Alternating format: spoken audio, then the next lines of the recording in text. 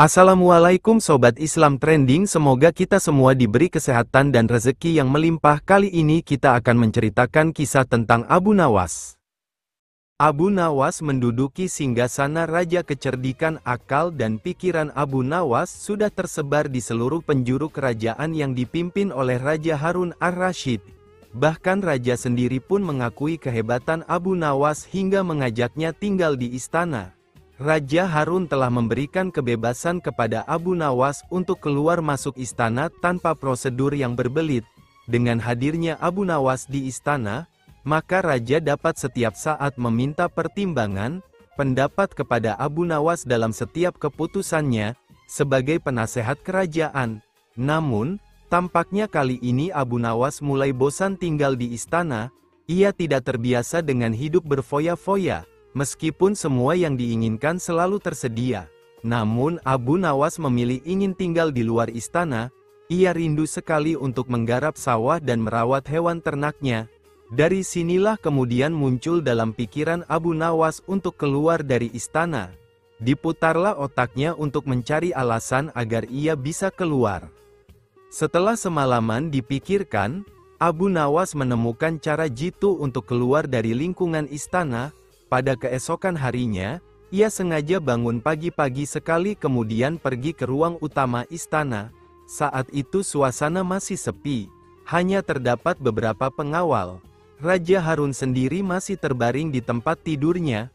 Pada saat Abu Nawas itulah Abu Nawas mendekati singgasana raja dan mendudukinya. Tak hanya itu saja, Abu Nawas juga mengangkat kaki dan menyilangkan salah satu kakinya seolah-olah dialah rajanya. Melihat kejadian itu, beberapa pengawal kerajaan terpaksa menangkap Abu Nawas. Mereka menilai bahwa siapapun tidak berhak duduk di singgasana raja kecuali Raja Harun sendiri.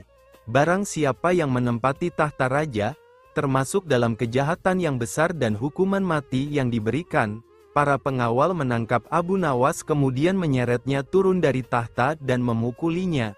Mendengar teriakan Abu Nawas yang kesakitan, raja menjadi terbangun dan menghampirinya. "Wahai pengawal, apa yang kalian lakukan?" tanya raja. "Ampun Baginda, Abu Nawas telah lancang. Duduk di singgasana paduka, kami terpaksa menyeret dan memukulinya," jawab salah seorang pengawal. Sesaat setelah itu, Abu Nawas tiba-tiba saja menangis. Tangisannya sengaja ia buat kencang sekali sehingga banyak menyita perhatian penduduk istana lainnya. "Benarkah yang dikatakan pengawal itu wahai Abu Nawas?" kata Raja Harun. "Benar paduka," jawab Abu Nawas. Raja sangat terkejut dengan penuturan Abu Nawas itu. Jika sesuai peraturan yang ada, Abu Nawas akan dikenai hukuman mati. Namun, Raja Harun tak sampai hati melaksanakannya mengingat begitu banyak jasa yang diberikan Abu Nawas kepada kerajaan. "Sudahlah, tak usah menangis. Jangan khawatir, aku tidak akan menghukummu. Cepat hapus air matamu," ucap sang raja. "Wahai Baginda, bukan pukulan mereka yang membuatku menangis.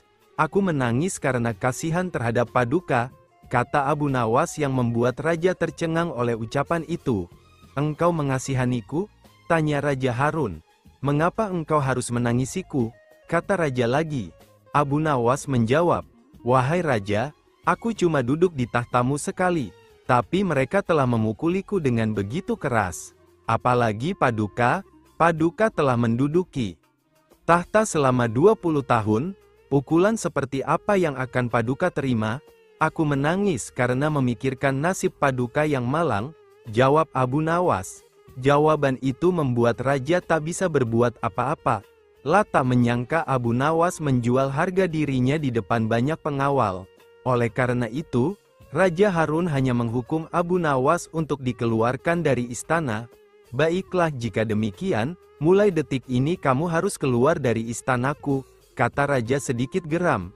"Terima kasih paduka, memang itulah yang saya kehendaki," balas Abu Nawas sambil menyalami Raja Harun untuk kemudian pamit keluar dari istana. Abu Nawas lebih kaya dari Tuhan. Ini kisah tauladan dari sang cerdik Abu Nawas tentang betapa kayanya dia, dan bahkan lebih kaya dari Tuhan Allah SWT. Loh kenapa sang Abu Nawas berkata demikian? Simak ceritanya. Pada suatu saat di negeri tempat tinggal Abu Nawas, diadakanlah pertemuan antar raja-raja dari negara tetangga. Sang Abu Nawas pun ikut pula dalam pertemuan itu karena dia adalah sebagai penasehat raja. Dalam pertemuan itu salah satu tema yang dibicarakan adalah mengenai kekayaan. Tak bisa dibayangkan raja-raja zaman dahulu memang kaya raya. Para raja saling bercerita mengenai kekayaan yang dimiliki termasuk istana dan yang akan dibangun setelah pertemuan itu usai. Ada raja yang memiliki kebun yang luas dengan hiasan permata, danau yang indah gemerlapan, kolam-kolam yang indah, gedung dan istana dan sebagainya. Semua orang yang mendengar penuturan raja-raja itu berdecak kagum kecuali Abu Nawas. Malah Abu Nawas berusaha mengingatkan dan menyadarkan mereka dari melimpahnya harta dunia yang fana ini. Sang Abu Nawas berkata kepada mereka, "Kalau harta aku melihat ke bawah tetapi kalau agama aku melihat ke atas." "Apa maksudnya itu?" tanya beberapa raja. "Kalau tentang harta maka lihatlah orang yang lebih miskin, niscaya engkau akan bersyukur. Karena dengan rasa syukur maka kalian akan memperoleh nikmat yang lebih banyak. Tapi kalau amal, maka lihatlah orang yang lebih bertakwa daripada kalian, niscaya kalian akan bertambah rajin untuk beribadah kepada Allah SWT." Jelas Abu Nawas. Mendengar penjelasan Abu Nawas tersebut, orang-orang mulai sadar akan apa yang telah mereka miliki dan mereka banggakan. Bahkan banyak dari mereka bahwa ucapan Abu Nawas itu adalah benar. Akan tetapi mereka tiba-tiba terkejut dengan pernyataan Abu Nawas. "Aku itu lebih kaya dari Tuhan," ucap Abu Nawas spontan. Tentu saja ucapan Abu Nawas itu mendapat tanggapan yang luar biasa. Kaget, tidaklah heran jika seisi ruangan pertemuan heboh. Dibuatnya, ada sebagian yang bilang kalau Abu Nawas berkata bohong, ada yang bilang kalau Abu Nawas berani berkata demikian memang tiada buktinya. Sebagian lagi tidak percaya. Sebagian lagi punya keyakinan bahwa Abu Nawas mempunyai maksud tertentu di balik kata-katanya, karena Abu Nawas bikin heboh pertemuan. Akhirnya Baginda Raja memerintahkan prajuritnya untuk menangkap Abu Nawas. Setelah ditangkap, Abu Nawas dihadapkan ke Baginda Raja. "Benarkah kamu mengatakan bahwa kamu lebih kaya dari Tuhan?" tanya Raja. "Benar tuanku yang mulia," jawab Abu Nawas. "Apa maksudmu kamu lebih kaya dari Tuhan?" tanya Raja Harun. "Karena kenyataannya hamba memang demikian," jawab Abu Nawas dengan santainya. "Sanggupkah kamu membuktikan perkataanmu?" tanya Raja. "Sanggup tuanku," jawab Abu Nawas. "Apa sanksinya bila ternyata kamu tidak sanggup membuktikannya?" tanya Raja Harun. "Hamba akan rela dihukum oleh tuanku," jawab Abu Nawas. "Nah sekarang buktikanlah," perintah Raja. "Baginda yang mulia, bukankah Tuhan kita itu tidak mempunyai anak dan juga tidak diperanakkan? Sedangkan hamba ini mempunyai anak dan ibu karena hamba hanyalah makhluk, bukan sang Khalik," jawab Abu Nawas. Mendengar penuturan Abu Nawas tersebut, Raja Harun al-Rasyid merasa puas. Bahkan sang raja malah memerintah kepada Abu Nawas agar menyebarluaskan opini tersebut kepada seluruh penduduk. Lolos lagi si Abu Nawas dari hukuman raja. Mari kawan kita petik dan ambil hikmahnya dari nasihat sang Imam Abu Nawas ini. Abu Nawas dan pukulan yang menjadi dinar. Pada suatu hari Abu Nawas menghadap ke istana. Pun bercakap-cakap dengan Sultan dengan riang gembira. Tiba-tiba terlintas dalam pikiran di benak Sultan, "Bukankah ibu si Abu Nawas ini sudah meninggal? Aku ingin mencoba kepandaiannya sekali lagi. Aku ingin menyuruh dia membawa ibunya ke istanaku ini. Kalau berhasil akan aku beri hadiah 100 dinar. Hai, Abu Nawas," titah Sultan, "besok bawalah ibumu ke istanaku. Nanti aku beri engkau hadiah 100 dinar. Abu Nawas kaget. Bukankah beliau sudah tahu kalau ibuku sudah meninggal? Tapi mengapa beliau memerintahkan itu, pikirnya. Namun dasar Abu Nawas, ia menyanggupi perintah itu. "Baiklah, tuanku, esok pagi hamba akan bawa ibu hamba menghadap kemari," jawabnya mantap. Setelah itu ia pun mohon diri. Sesampai di rumah, setelah makan dan minum, ia pergi lagi. Dijelajahinya sudut-sudut negeri itu, menyusuri jalan, lorong dan kampung, untuk mencari seorang perempuan tua yang akan dijadikan sebagai ibu angkat. Rupanya tidak mudah menemukan sesosok perempuan tua. Setelah memeras tenaga mengayun langkah ke sana kemari hingga jontor, barulah ia menemukan yang dicari. Perempuan itu adalah seorang pedagang kue apem di pinggir jalan yang sedang memasak kue-kue dagangannya. Dihampirinya perempuan tua itu. "Hai, Ibu, bersediakah engkau kujadikan ibu angkat?" kata Abu Nawas. "Kenapa engkau berkata demikian?" tanya si ibu tua itu. "Apa alasannya?" Maka diceritakanlah perihal dirinya yang mendapat perintah dari Sultan agar membawa ibunya ke istana. Padahal ibunya sudah meninggal, juga dijanjikan akan membagi 2 hadiah dari Sultan yang akan diterimanya. Uang itu dapat ibu simpan untuk bekal meninggal bila sewaktu-waktu dipanggil Tuhan, kata Abu Nawas. "Baiklah," kata si ibu tua itu, "aku sanggup memenuhi permintaanmu itu."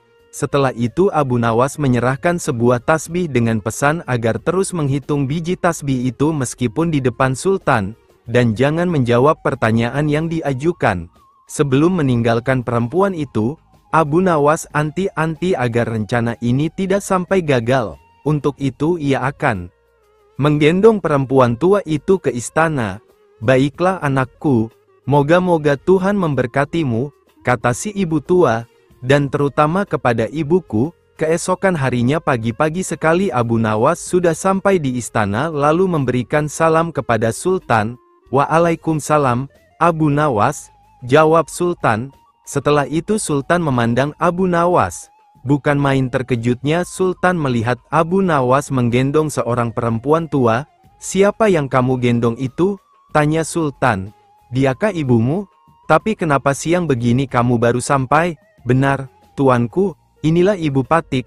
Beliau sudah tua dan kakinya lemah dan tidak mampu berjalan kemari. Padahal rumahnya sangat jauh. Itu sebabnya Patik gendong ibu kemari," kata Abu Nawas sambil mendudukkan ibu tua di hadapan Sultan. Setelah duduk ibu tua itu pun memegang tasbih dan segera menghitung biji tasbih tanpa henti meski Sultan mengajukan beberapa pertanyaan kepadanya. Tentu saja Sultan tersinggung. "Ibumu sangat tidak sopan. Lagi pula apa yang dikatakannya itu sampai tidak mau berhenti," sembah Abu Nawas. "Ya tuanku Syah Alam, suami Ibu Patik ini 99 banyaknya. Beliau sengaja menghafal nama-nama mereka satu persatu, dan tidak akan berhenti sebelum selesai semuanya." Demi mendengar ucapan Abu Nawas tadi perempuan tua itu pun melempar tasbih dan bersembah datang kepada Sultan. "Ya tuanku Syah Alam," katanya, "adapun Patik ini dari muda sampai tua begini hanya seorang suami hamba. Apabila sekarang ini berada di hadapan tuanku, itu adalah atas permintaan Abu Nawas. Dia berpesan agar Patik menghitung-hitung biji tasbih dan tidak menjawab pertanyaan tuanku. Nanti Abu Nawas akan membagi 2 hadiah yang akan diterimanya dari tuanku." Begitu mendengar ucapan perempuan tua itu Sultan tertawa dan menyuruh memukul Abu Nawas 100 kali. Ketika perintah itu akan dilaksanakan, Abu Nawas minta izin untuk dipertemukan dengan Sultan. "Ya tuanku, hukuman apakah yang akan tuanku jatuhkan kepada hamba ini? Karena engkau berjanji kepadaku akan membawa ibumu kemari, aku pun berjanji akan memberi hadiah uang 100 dinar. Tapi karena kamu tidak bisa memenuhi janjimu, dapatlah engkau 100 kali pukulanku," kata Sultan. "Ya tuanku, Syah Alam," kata Abu Nawas, "Patik berjanji dengan perempuan tua ini akan membagi 2 hadiah fang akan tuanku berikan kepada hamba. Tetapi karena sekarang hamba mendapat dera, hadiah itu juga harus dibagi 2. Karena yang bersalah 2 orang, Patik terimalah hukuman itu. Tetapi 50 seorang dengan perempuan tua ini." Dalam hati Sultan bergumam, jangankan dipukul 50 kali, dipukul sekali saja perempuan tua ini tidak akan mampu berdiri. Setelah itu Sultan memberi 50 dinar kepada perempuan tua itu sambil berpesan agar tidak cepat percaya kepada Abu Nawas bila lain kali menemuinya. Dengan sukacita diterimanya hadiah itu dan dipandangnya Abu Nawas. "Ya tuanku Syah Alam, ampun beribu ampun, Jika ibuku telah mendapat anugerah dari Paduka, tidak adil kiranya bila anaknya ini dilupakan begitu saja. Ya, terimalah pula bagianmu, ujar Baginda sambil tersenyum. Ini, semua orang tertawa dalam hati. Setelah Abu Nawas bermohon diri pulang ke rumah, demikian pula perempuan tua itu dan semua yang hadir di Balairung, dengan perasaan masing-masing. Suatu ketika saat Abu Nawas sedang berpergian di negara tetangga bersama temannya, tiba-tiba saja ada kabar tentang putra mahkota kerajaan tetangga tersebut yang jatuh sakit. Dan dari kabarnya, sudah banyak tabib yang didatangkan tapi tak seorang pun mampu menyembuhkannya. Akhirnya raja mengadakan sayembara yang boleh diikuti oleh semua lapisan masyarakat, tidak terkecuali oleh para penduduk negeri tetangga seperti Abu Nawas dan temannya.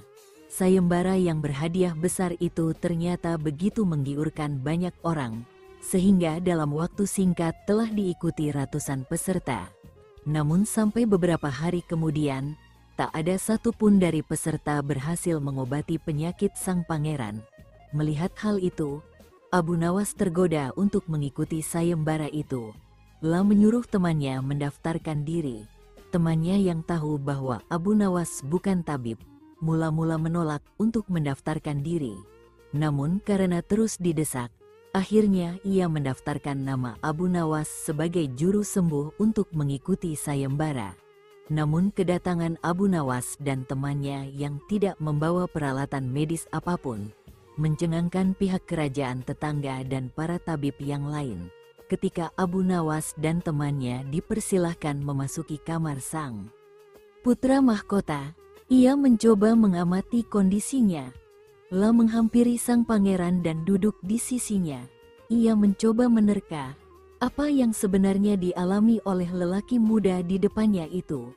Setelah berpikir sejenak, Abu Nawas berkata kepada raja, "Saya membutuhkan seorang yang di masa mudanya sering mengembara ke pelosok negeri Anda." Maka segera orang tua yang diinginkan Abu Nawas didatangkan. Lalu Abu Nawas berkata kepadanya, "Sebutkan satu persatu nama-nama desa di daerah selatan." Maka orang tua itu menuruti apa yang diperintahkan Abu Nawas. Dan ketika orang tua itu menyebutkan nama-nama desa bagian selatan, Abu Nawas menempelkan telinganya ke dada sang pangeran. Kemudian Abu Nawas memerintahkan agar menyebutkan bagian utara, barat, dan timur. Setelah semua bagian negeri disebutkan, Abu Nawas bertanya kepada sang raja, apakah beberapa hari sebelumnya, putra mahkota sering pergi ke daerah utara negeri Paduka, Benar, memangnya kenapa? Lalu Abu Nawas membisikkan sesuatu kepada pangeran dan kemudian menempelkan telinganya ke dada pangeran. Sang raja heran dengan apa yang dilakukan Abu Nawas. Pun bertanya, "Apa yang sedang kamu lakukan?" "Saya tengah memasang detektor untuk mendeteksi denyut jantung putra Paduka," jawab Abu Nawas. "Detektor apa itu?" tanya raja keheranan. "Apakah yang mulia menginginkan sang pangeran hidup?" tanya Abu Nawas. "Apa maksudmu?" raja balas bertanya. "Di telinga hamba ada detektor asmara yang bisa menerka denyut jantung orang-orang yang tengah jatuh cinta. Dan menurut detektor yang hamba miliki itu, sang pangeran sekarang ini sedang jatuh cinta pada seorang gadis desa di sebelah utara negeri ini." Abu Nawas menjelaskan, "Bagaimana kau tahu?" "Itu karena hamba memiliki detektor asmara Paduka." "Bagaimana kau menggunakannya?" "Hamba bisa mendeteksi penyakit itu dari nama-nama desa di seluruh negeri ini." Saat si pengembara tadi menyebutkan nama sebuah desa, tiba-tiba degup jantungnya keras ketika mendengarkan nama sebuah desa di bagian utara negeri ini. Dan sang pangeran tidak berani mengutarakannya kepada Baginda. "Lalu apa yang harus aku lakukan?" tanya raja. "Mengawinkan pangeran dengan gadis desa itu. Kalau tidak," tawar raja ragu-ragu, "cinta itu buta. Bila kita tidak berusaha mengobati kebutaannya, maka dia akan mati." "Bagaimana kau menggunakannya?" "Hamba bisa mendeteksi penyakit itu dari nama-nama desa di seluruh negeri ini. Saat si pengembara tadi menyebutkan nama sebuah desa, tiba-tiba degup jantungnya keras ketika mendengarkan nama sebuah desa di bagian utara negeri ini. Dan sang pangeran tidak berani mengutarakannya kepada Baginda. "Lalu apa yang harus aku lakukan?" tanya raja. "Mengawinkan pangeran dengan gadis desa itu. Kalau tidak," tawar raja ragu-ragu, "cinta itu buta. Bila kita tidak berusaha mengobati kebutaannya, maka dia akan mati." Tentu saja saran Abu Nawas tidak bisa ditolak oleh sang raja. Demi kelangsungan kerajaannya, bagaimanapun sang pangeran adalah putra satu-satunya yang akan mewarisi kekuasaannya. Dan bergembiralah sang pangeran karena begitu mendengar persetujuan darinya. Sang pangeran berangsur-angsur pulih. Dengan demikian, Abu Nawas dan temannya berhak mendapatkan hadiah yang besar. Ada saja cara Abu Nawas berdoa agar dirinya segera dapat jodoh dan menikah. Kecerdasan otak serta semangatnya akhirnya berujung indah. Telah mendapatkan istri yang cantik dan solihah. Berikut kisah trik doa Abu Nawas minta jodoh. Sehebat apapun kecerdasan Abu Nawas, ia tetaplah manusia biasa. Kala masih bujangan, seperti pemuda lainnya, ia juga ingin segera mendapatkan jodoh lalu menikah dan memiliki sebuah keluarga. Pada suatu ketika ia sangat tergila-gila pada seorang wanita. Wanita itu sungguh cantik, pintar serta termasuk wanita yang ahli ibadah. Abu Nawas berkeinginan untuk memperistri wanita salihah itu. Karena cintanya begitu membara, ia pun berdoa dengan khusyuk kepada Allah. "Ya Allah, jika memang gadis itu baik untuk saya, dekatkanlah kepadaku. Tetapi jika memang menurutmu ia tidak baik buatku, tolong ya Allah, sekali lagi tolong, pertimbangkan lagi ya Allah." Ucap doanya dengan menyebut nama gadis itu dan terkesan memaksa kehendak Allah. Abu Nawas melakukan doa itu setiap selesai salat 5 waktu. Selama berbulan-bulan ia menunggu tanda-tanda dikabulkan doanya. Berjalan lebih 3 bulan, Abu Nawas merasa doanya tak dikabulkan Allah. Lapun introspeksi diri, mungkin Allah tak mengabulkan doaku karena aku kurang pasrah atas pilihan jodohku, katanya dalam hati. Kemudian Abu Nawas pun bermunajat lagi. Tapi kali ini ganti strategi. Doa itu tidak diembel-embeli spesifik pakai nama si gadis. Apalagi berani maksa kepada Allah seperti doa sebelumnya. "Ya Allah, berikanlah istri yang terbaik untukku." Begitu bunyi doanya. Berbulan-bulan ia terus memohon kepada Allah. Namun Allah tak juga mendekatkan Abu Nawas dengan gadis pujaannya.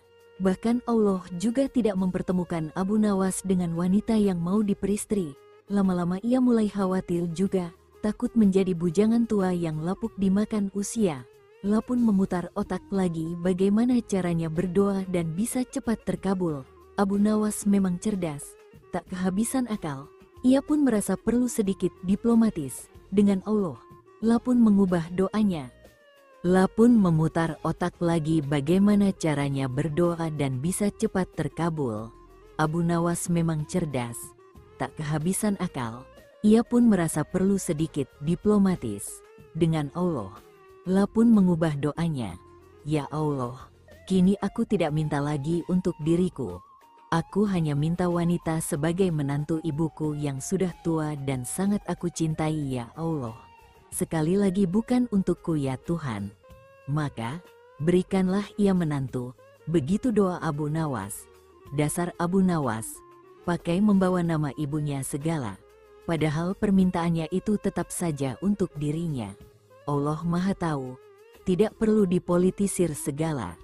Tapi barangkali karena keikhlasan dan keluguan waliullah Abu Nawas tersebut, Allah pun menjawab doanya. Akhirnya Allah menakdirkan wanita cantik dan salihah itu menjadi istri Abu Nawas. Abu Nawas bersyukur sekali bisa mempersunting gadis pujaannya. Keluarganya pun berjalan mawadah warahmah. Abu Nawas tidak mau hadiah. Suatu ketika Abu Nawas dipanggil oleh Raja Harun ar-Rasyid di istana kerajaan dan terjadilah percakapan di antara keduanya. Rupanya kali ini Abu Nawas sedang memperingatkan rajanya perihal harta dunia yang tidak akan dibawa mati ke kuburan, karena Abu Nawas mengetahui bahwa ia dipanggil karena ingin diikat sebagai saudara raja dengan tali ikatan hadiah. Sesampainya di istana kerajaan, Abu Nawas dengan santainya menegur langsung kepada Raja Harun tanpa basa-basi terlebih dahulu. "Wahai Amirul Mukminin, bagaimana nanti jika Allah menghadapkan Anda di hadapannya, lalu meminta pertanggungjawaban Anda tentang lalat hitam, burung kenari dan kulit ari?"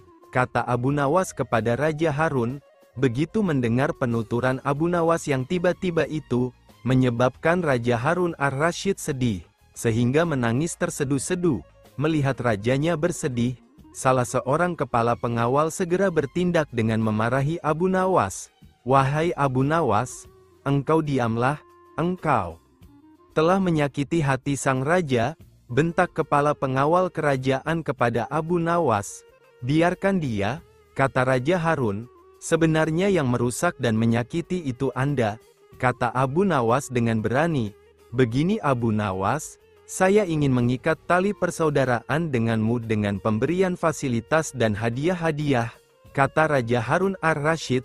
"Kembalikan saja semua harta dari tempat semula yang hendak Paduka berikan kepada hamba," jawab Abu Nawas. "Lalu bagaimana dengan kebutuhanmu?" tanya Raja Harun. "Aku ingin Anda tidak melihatku dan aku pun tidak melihat Paduka. Ketahuilah wahai Amirul Mukminin, Aiman bin Nel dari Qudamah bin Abdullah al-Kalabi pernah berkata, aku telah melihat Rasulullah melempar jumrah Aqobah di atas untanya yang kemerah-merahan, tanpa ada pukulan dan tidak pula dengan pengusiran," jawab Abu Nawas. Setelah berkata demikian, Abu Nawas segera meninggalkan istana sambil bernyanyi. Nyanyian Abu Nawas, "Persiapanmu telah memenuhi bumi sepenuhnya, hambamu mendekat dan sekarang apa? Bukankah engkau bakal mati dalam kuburan? Pewarismu mengelilingi, hartamu tak dapat." Air susu yang pemalu kecerdasan Abu Nawas benar-benar menghibur Raja Harun ar-Rasyid. Suatu saat sang raja terlihat murka melihat pekerjaan pengawal kerajaan yang selalu tidak beres. Setelah diselidiki, ternyata para pengawal itu suka mabuk-mabukan. "Wahai pengawalku semua, sudah sering aku peringatkan agar engkau jangan mabuk-mabukan," ujar Raja Harun. Para pengawal kerajaan terlihat begitu gemetar. Mereka tak berani menatap mata rajanya. Kepala mereka tertunduk sebagai pengakuan rasa bersalah. "Ceritakan kepadaku, dari mana kalian mendapatkan arak-arak itu?" tanya raja. Untuk beberapa saat, para pengawal tak mau mengaku juga. Namun, ketika Raja Harun membentak, akhirnya mereka mengaku juga.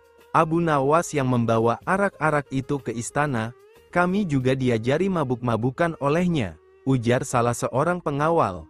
"Jika demikian, cepat bawa Abu Nawas ke hadapanku. Kalau tidak, kalian semua harus menerima hukuman dariku," ujar Raja Harun. Keesokan harinya berangkatlah beberapa pengawal kerajaan ke rumah Abu Nawas. Sesampainya di rumah sederhana Abu Nawas, mereka kemudian memberitahukan maksudnya. "Bawalah botol ini ke hadapan raja dan katakan semua ini atas perintahku," ujar salah satu pemimpin pengawal itu. "Tunggu dulu, dengan minuman arak ini, aku pasti akan dihukum oleh raja," kata Abu Nawas. "Benar, tapi jika engkau berhasil lolos dari hukuman raja, aku akan memberimu sejumlah dinar," ucap pengawal itu. "Lalu apa keuntunganmu dengan memberiku sejumlah dinar?" tanya Abu Nawas. "Jika engkau lolos dari hukuman raja, maka kami semua juga akan lolos. Gunakanlah kecerdasanmu untuk mengelabuhi raja," jawab pengawal itu. Akhirnya Abu Nawas bersedia menerima tugas itu. Dengan memegang sebotol arak berwarna merah, ia menemui Raja Harun. "Wahai Abu Nawas, apa yang engkau pegang itu?" tanya Raja Harun. Dengan gugup Abu Nawas menjawab, "Ini susu baginda, rasanya enak sekali," jawab Abu Nawas sekenanya. "Bagaimana mungkin air susu berwarna merah? Biasanya susu kan berwarna putih bersih," kata Raja Harun keheranan sambil mengambil botol yang dipegang Abu Nawas. "Betul baginda, semula air susu ini berwarna putih bersih. Saat melihat baginda yang gagah rupawan, Ia tersipu-sipu malu, dan menjadi merah merona, jawab Abu Nawas yang mencoba mengambil hati Raja Harun. Mendengar jawaban Abu Nawas, Baginda pun tertawa dan meninggalkannya sambil geleng-geleng kepala. Raja Harun sebenarnya tahu bahwa yang di dalam botol itu adalah arak. Namun karena penyampaian Abu Nawas yang membanggakan hati, ia tidak memberikan hukuman kepada Abu Nawas. Baiklah, untuk kalian semua aku maafkan. Akan tetapi jika kalian ulangi lagi, maka hukumannya akan berlipat ganda. Titah sang raja. Akhirnya Raja Harun ar-Rasyid juga memberikan ampunan kepada para pengawal. Abu Nawas juga mendapatkan hadiah sejumlah beberapa dinar dari para pengawal, karena telah berhasil melaksanakan misinya. Nah, demikian sedikit hiburan cerita Abu Nawas. Setelah menjual Baginda Raja pada seorang Baduy, Abu Nawas menyadari jika dirinya terancam hukuman berat. Ia kemudian pergi sementara dari rumahnya untuk menghindari para tentara kerajaan akan menangkapnya. Sesuai perintah raja, prajurit kerajaan kemudian mendatangi rumah Abu Nawas. Akan tetapi mereka tidak menemukan Abu Nawas. Setelah memeriksa ke seluruh ruangan rumah, mereka yakin jika Abu Nawas tidak berada di rumahnya. Para prajurit kembali ke istana dan melaporkan kepada Baginda Raja. Ketika kondisi dirasa sudah cukup aman, Abu Nawas kemudian kembali ke rumahnya. Istrinya kemudian menemuinya dan berkata, "Wahai suamiku, tadi prajurit kerajaan datang kemari atas perintah Baginda untuk menangkapmu. Apa yang telah engkau perbuat?" tanya istri kepada Abu Nawas. Abu Nawas kemudian menjawab, "Ini masalah besar. Sebelumnya aku telah menjual Baginda Raja kepada seorang pedagang budak." "Apa? Engkau baru saja menjadikan Baginda Raja sebagai budak?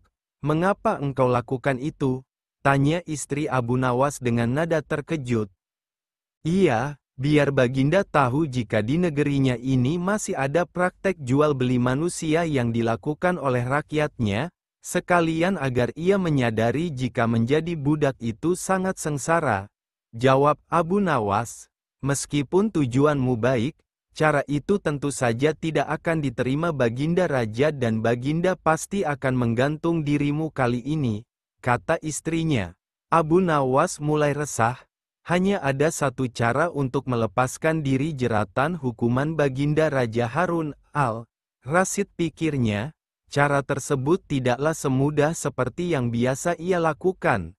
Setelah lelah berpikir, Abu Nawas kemudian melaksanakan salat 2 rakaat. Selesai salat, Abu Nawas segera melaksanakan rencananya yang sudah disusun bersama istrinya.